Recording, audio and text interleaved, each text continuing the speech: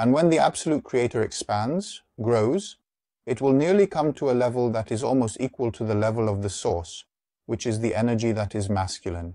Thus, the desired condition of that resource will be established. Currently, in reality, all these dark education areas, bright education areas, they all genuinely contribute to the development of the Absolute Creator who is bright. Dark entities also play a role in serving the light. Beings of light also have a purpose in serving the light. Let's explain this like this. Now envision a being that has turned extremely negative and it requires to make a transition to the light. It needs to serve the positive. And when a person with a much stronger dark energy who can change his energy comes with him, there is a conflict when he returns from a break. What does one of them do next? Changes the polarity, turns to the feminine side. I already come across this frequently. After getting married, a person who is very masculine like a devil has the potential to change into the opposite and become like an angelic being. Also due to the differences in temperament. Imagine a battery. Is there only positive polarity in a battery? There is also a negative identity, thus it becomes a pill. It produces energy. That's why that energy exists with two natures.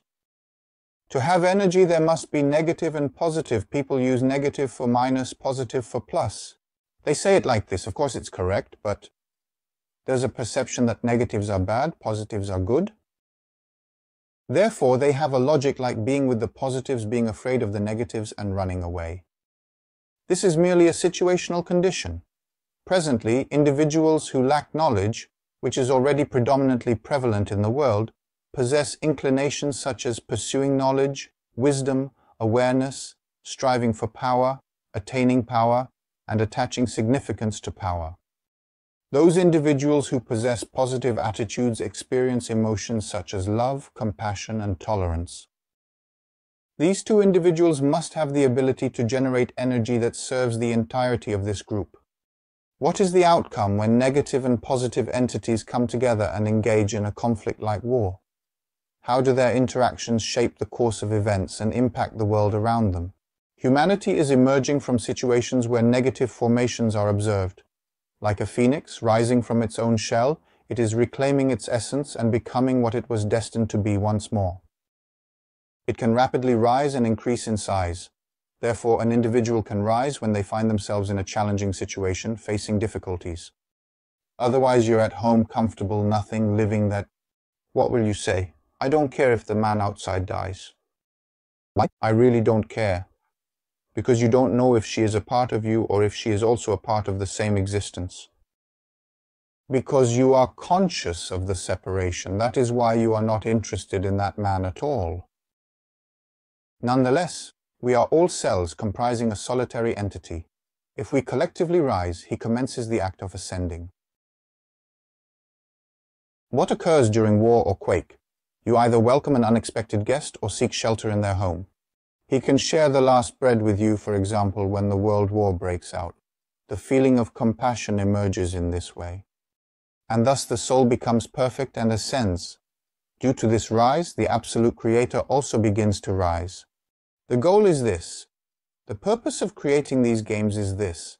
The duality game, which we call the polarity integration created by the angelic realm, the universal spiritual hierarchy, or the game of good and evil.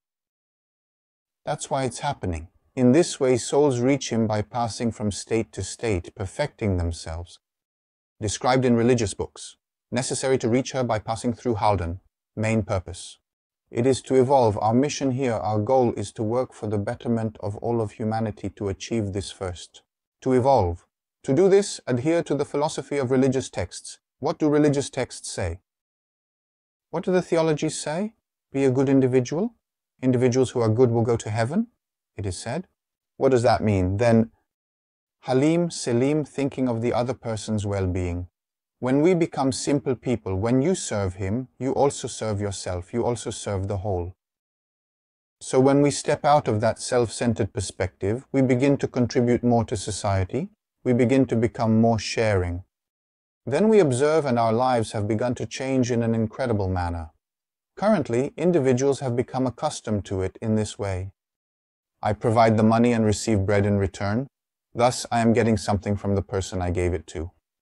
However, the system also functions in this manner. Let's assume that you are providing funds to individual A. You are experiencing advantages due to person Z. The source is not A, but rather another entity. But people don't know that. He doesn't have that perspective. Here I gave money to Ahmed. Ahmed didn't give me anything at work. I was deceived. I was used. If you are doing good to someone without expecting anything in return, the payment is already given to you by the system. This is directed to you through another individual. You will be able to accomplish what you desire. This is the logic behind it. The system functions in the following way. Now, a question is being asked about how to pray, seeking guidance on the proper procedure and method. Now, to whom, for what purpose, why will you pray? So what is the purpose of praying? If it is a request prayer, well, here I am poor, unhappy, like this, like that. When you say, give me money, give me health, give me peace, your fundamental nature already conveys. Thus, this imaginative entity has a strong desire for these particular things. Well, since you said you don't have it, it means that he wants that absence. Then you are creating a situation of health, hunger, and poverty. Because something that you don't have cannot be given to you. As long as you are in the prayer of desire, you will continue to ask for it throughout your life. Now, do you know what you get in your hand whenever he says, give me money whenever you want? Do not ask for more money. It is your desire. You truly do not receive any money in your hand, not even a single penny. You create what you focus on. If you focus on asking for money, you create the need for it. You don't make money. But when I say I live in abundance, I have money, I am peaceful, I am healthy, we call it quantum affirmation, which we can also call gratitude prayer at the same time. I am peaceful, happy, and grateful for everything I have. When we enter into this, then that essence within us starts to reflect this to us. Reflects what is in you, because you also carry the essence, the light of that absolute creator within you. That is why, when it reveals the creative power within, you can have everything you want. Why do individuals reside in poverty and scarcity? Because they perceive themselves as pitiable. However, if they knew that they are in the light of the absolute creator, which I call faith, faith is not actually believing, it is the creative power within us. When you believe, that is, when you reveal your creative power, then the things you desire begin to come true. But in this job, my God, if you request this from me, may it originate from this direction, or may I recover my health. If you ask for it in such a pathetic manner from an external entity, you will not receive anything in your possession. As it came, it goes. If you come in poverty, you will leave in poverty. What does a person who is abundant do? Is aware of the fact that there is an abundance? Well, always spends money. One aware of abundance doesn't say this. I spend this much, many things came out. Then, I have this much money left. What will I do? What if we run out of money? The one who doesn't think about it has abundance. They are aware of their future and possessions. More income anyway. Money also attracts money. Situation is also a matter. The more you spend, the more income situation there is. However, if you are afraid, you are unable to do this already, as your hand shakes with fear. I have 50 liras. If I give it now, I'll starve. I must care for my kids. If you have that perspective, this money won't come to you. So do not give it to anyone in that manner. You need to alter your perspective. Obviously, behaviors, thoughts, emotions, effects. If you change your behavior, you also change your subconscious level state. So you can start entering the abundance consciousness slowly. Now, I'm telling you these so that you know, because you are creative, you know that you carry the essence of the Creator. The ultimate Creator is not a being who sits outside on a throne with a staff that measures 5 meters in height. They are Anunnaki deities. Absolute Creator is non-existent. We are requesting the Absolute Creator, and He is managing our affairs. If we please His heart, He takes us to His paradise. If we don't, He burns us in His hell. Well, these are only fairy tales for adults. People really believed in this. Manipulated, they believed in it. It is not like that. We have the ability to accomplish anything in this world when we make use of the power that resides within us. Of course, if you want, you can put yourself back into poverty or put yourself into abundance. That's already happening. You create what you focus. They say what I'm afraid will occur. Why is what you fear happening to you? Because you are focusing on him, her. You are also focusing on what you love. Choose what you want, that is, what you want to happen. I do not want, observe, select. Utilize your entitlement to select, generate. You generate by making choices. I choose to live in this house. I choose to work at this salary. When you say that, you start creating it at the subatomic level.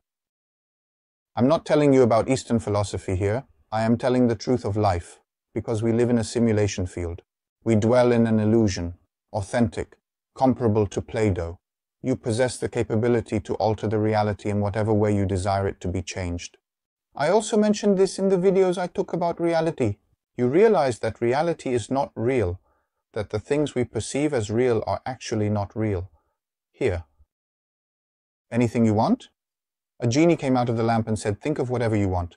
But that jinn is inside you. It is your essence. Whatever you wish for, whatever you choose, it offers it to you. But it's not like you get it right away, not even after 10 seconds. Conditions form, later they enter your life. I've had numerous examples like this in my life. Now, as I previously mentioned in relation to the absolute creator, a luminous entity generated within the source. This is 19. It is the act of creation, and this process of games is still in progress. Now that's the top game. That is the ultimate goal of absolute creation expansion. We all serve him. We are working on his behalf to accomplish this. He is not meeting our demands, suitors. There is no such thing. Also, he sends books and stuff for that job. There is no such thing. We are even more minuscule than ants in his eyes. We do not even garner your attention. We have already been brought into existence by the founders who comprise these human bodies, created by the realm of angels, and made by the Anunnaki, produced by the Fen and Karyan. Perhaps even the ultimate creator is unaware. Only we are 13. We'll grow to reach those levels, of course, not physically but spiritually, and then we can draw its attention with our light. So let's not view ourselves as a lentil. Here we are highly superior beings. Everything is created solely for our benefit. There is no such thing. If only the soul reaches a certain dimension by perfecting itself, then of course we have a value. When we graduate from this polar integration game we are currently in, this will happen. When will this occur? 12. When we exceed size and exit the real matrix system. What dimension are we in at present? Now 4, we're in a simulation. Where's 5 in 2037? Past dimension to move on to next sim. There are still 7 dimensions in between. That's why this game will continue indefinitely. You live here.